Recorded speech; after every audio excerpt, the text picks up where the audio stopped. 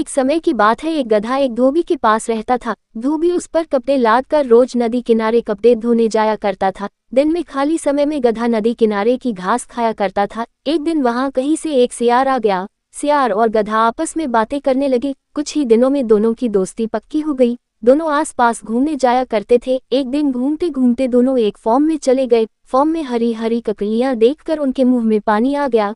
दिन के समय में माली के रहते ककड़ी खाना बहुत मुश्किल था, इसलिए दोनों वापस आ गए। रास्ते में आते आते उन्होंने फैसला किया कि रात में आकर ककड़ियों का स्वाद लिया जाए।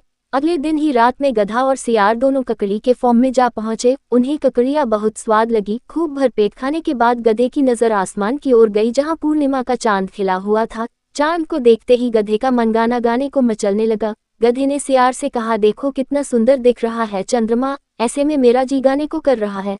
सियार ने कहा, ऐसा हरगिज मत करना, नहीं तो हम मुसीबत में फंस जाएंगे। माली तुम्हारे गाने को सुनकर जाग जाएगा, तुम्हारी आवाज भी काफी ऊंची होती है।